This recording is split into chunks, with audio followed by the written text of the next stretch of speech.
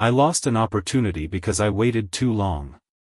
And the worst part is, I knew it in the exact moment it happened. I remember sitting there, looking at my phone, reading the message again and again. It was simple: we need an answer today. Not tomorrow. Not next week. Today. And I froze. My mind started to work too fast, but my body did nothing. What if it's the wrong choice? What if I regret it? What if something better comes later? These questions were loud, heavy, and endless. I thought I was being careful. I thought I was being smart. But in reality, I was just afraid to decide. Hours passed. I opened the message again, then closed it. I started writing a reply, then deleted it. I wanted to be sure. I wanted to feel ready. I wanted to feel calm and confident before making a decision. But that feeling never came. And at the end of the day, I got another message: we had to move on. Thank you anyway. That was it. No drama. No anger. Just a closed door. And I sat there thinking about one simple thing: I didn't lose this because I made a wrong decision. I lost it because I made no decision at all. That realization stayed with me. It was uncomfortable, but very clear. I always thought that mistakes were the biggest risk. But now I saw something different. Not choosing is also a choice. And often, it is the worst one. Because when you don't decide, life decides for you. And life usually doesn't wait. After that moment, I started to see the same pattern in many parts of my life. Small decisions, big decisions, I delayed them all. What to say, what to choose, when to act. I always wanted more time. More information. More certainty. But more time didn't give me clarity. It only gave me more thoughts, more doubt, more confusion. I was not improving my decisions, I was avoiding them. And the strange thing was, I didn't feel lazy. I felt busy. My mind was always working, analyzing, comparing. But all that thinking didn't move me forward. It kept me in the same place. And I started to ask myself a difficult question: what if speed is not the enemy? What if slow decisions are not always better? That idea felt uncomfortable at first. Because I always believed that careful thinking leads to better results. But now I started to see the other side. Sometimes, too much thinking creates fear. Too many options create stress. And too much time creates hesitation. That was the moment I decided to try something different.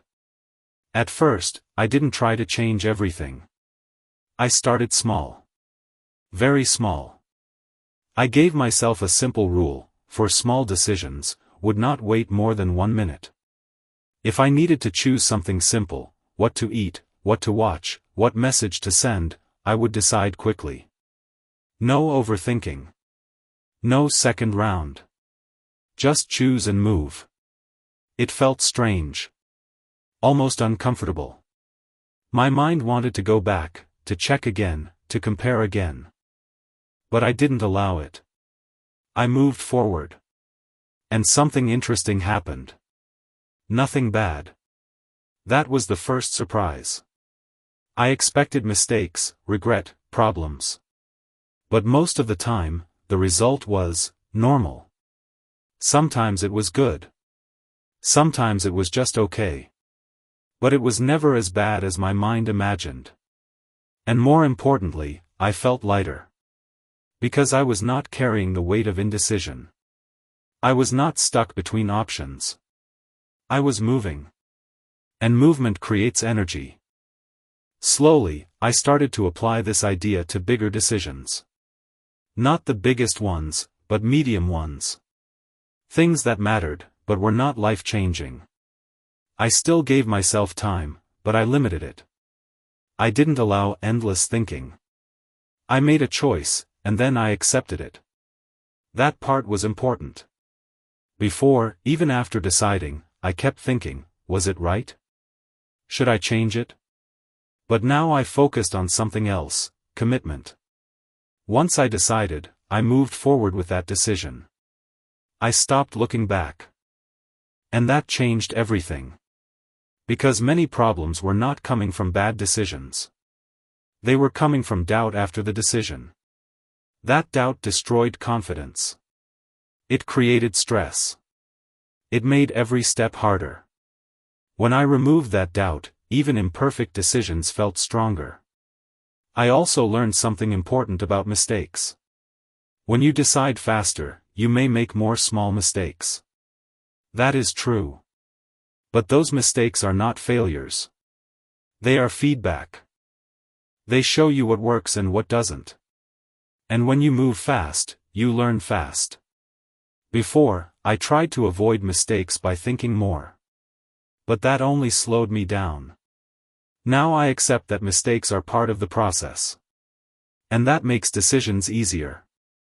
Another big change was this: I started to trust myself more. Not because I was always right, but because I was acting. I was choosing. I was moving. And that created a new feeling: self-trust. It is not loud. It is quiet. It is not about knowing everything. It is about believing that you can handle what comes next. And that belief is very powerful. Now when I think about decisions, I see them differently. I don't see them as heavy, scary moments that define everything. I see them as steps. Some are small, some are bigger, but all of them move me forward. I also understand that there is no perfect decision. There is only a decision, and then your action after it. You can make a good decision bad with no action. And you can make an average decision good with strong action. That idea gave me freedom. I stopped trying to control everything before the decision. Instead, I focus on what I do after. I also learned to separate important decisions from unimportant ones. Not everything needs deep thinking. Not everything needs time. Many things in life are simple, but we make them complex. And complexity creates fear. Simplicity creates movement. I still take time for big decisions. I still think, analyze, and reflect. But I don't stay in that phase forever. I set a limit. I respect the moment when it is time to choose. And I choose. Even if I don't feel 100% ready. Because I learned something very clear: clarity often comes after the decision, not before it. When you decide, your mind focuses. Your energy moves. Your path becomes visible. Before that, everything is just possible, but nothing is real. That is why waiting too long can be dangerous. It keeps you in a world of possibilities, but not in a world of action. And action is where life happens. Today, I still feel fear sometimes when I need to decide. That didn't disappear. But now I understand it. Fear is not telling me to stop. It is telling me that something matters. And when something matters, it is better to move than to freeze. So I decide. Not perfectly. Not always easily. But faster. And that changed my life more than I expected. Because now I don't lose opportunities because of silence. I don't stay stuck because of doubt. I move. I learn. I adjust. And step by step, that movement builds something stronger than perfect decisions. It builds a life that is active, real, and truly mine.